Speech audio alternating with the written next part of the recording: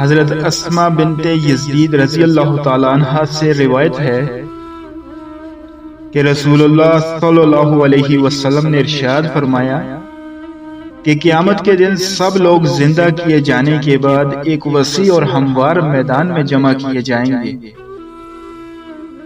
یعنی تب میدان حشر میں جمع ہو جائیں گے۔